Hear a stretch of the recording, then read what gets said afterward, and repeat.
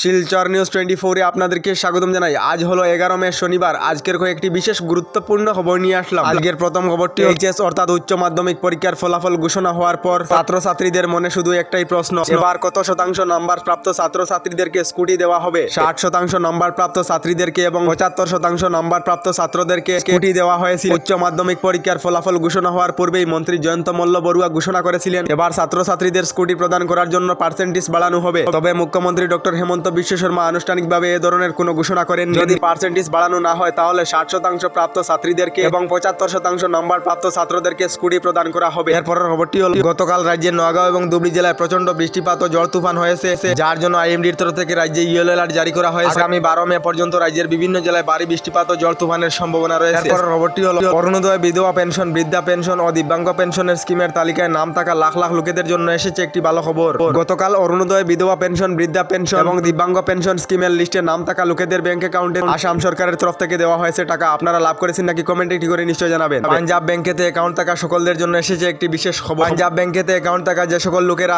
3 বছরের মধ্যে কোনো ধরনের লেনদেন করেননি তাদের ব্যাংক অ্যাকাউন্ট বন্ধ করে দেওয়া হবে। আপনাদের যদি পাঞ্জাব ন্যাশনাল ব্যাংকে অ্যাকাউন্ট রয়েছে তাহলে শীঘ্রই কিছু টাকা জমা করে নিন, তা না হলে এই মে মাসের মধ্যে অ্যাকাউন্ট বন্ধ করে দেওয়া হবে বলে পাঞ্জাব ন্যাশনাল ব্যাংকের তরফ থেকে জানানো হয়েছে। এরপর খবরটি রেশন কার্ড থাকা সকলদের জন্য এসেছে একটি জরুরি খবর। রেশন কার্ড নিয়ে কেন্দ্রীয় সরকারের তরফ থেকে লাগু করা হয়েছে নতুন একটি নিয়ম। এই নতুন নিয়ম অনুযায়ী রেশন কার্ড থাকা যদি কোনো ব্যক্তি 6 মাস পর্যন্ত তার রেশন সংগ্রহ না করে তাহলে সেই ব্যক্তির রেশন কার্ড বাতিল করে দেওয়া হবে এবং পরিবর্তে এই রেশন কার্ড অন্য কাউকে দিয়ে দেওয়া হবে বলে কেন্দ্রীয় সরকার থেকে জানানো হয়েছে। এরপরের খবরটি হলো, রাজ্যের মুখ্যমন্ত্রী ডক্টর হেমন্ত বিশ্ব শর্মা নির্বাচনী জনসভা রাজ্যবাসীর জন্য বৃহৎ ঘোষণা করেছে। মুখ্যমন্ত্রী ডক্টর হেমন্ত বিশ্ব শর্মা জানিয়েছেন, রাজ্যের এসএইচজি গ্রুপেতে থাকা যে সকল মহিলারা প্রতি বাইদেও ফর্ম পূরণ করে জমা দিয়েছে 15 আগস্টের পূর্বেই মহিলাদের ব্যাংক অ্যাকাউন্টে প্রথম পর্যায়ের 10,000 টাকা করে দেওয়া হবে। আপনাদের ঘরের কেউ এসএইচজি গ্রুপেতে রয়েছেন নাকি কমেন্টে করে নিশ্চয় জানাবেন। এরপরের খবরটি হলো, ভয়াবহ অগ্নিকাণ্ডে পুড়ে ছাই হয়ে গেল বসতঘর। এই ভয়াবহ অগ্নিকাণ্ডের ঘটনাটি ঘটেছে রাতাবাড়ি থানা এলাকার বড়গুল গ্রামে। অগ্নিকাণ্ডে পুড়ে ছাই হয়ে গেল সারিমুল হক নামের ঘর। খবর অনুযায়ী জানা গেছে শুক্রবার দুপুর 2 ঘটিকার সময় কারেন্টের শর্ট সার্কিটের ফলে আগুনের সূত্রপাত হয়, যার ফলে সারিমুল হক নামের ঘর পুড়ে ছাই হয়ে যায়। এই ভয়াবহ অগ্নিকাণ্ডে সারিমুল হকের ব্যাপক ক্ষয়ক্ষতি হয়েছে বলে খবর এসেছে। এরপরের খবরটি হলো, রাজ্যের মুখ্যমন্ত্রী ডক্টর হেমন্ত বিশ্ব শর্মার বিস্ফোরক মন্তব্য।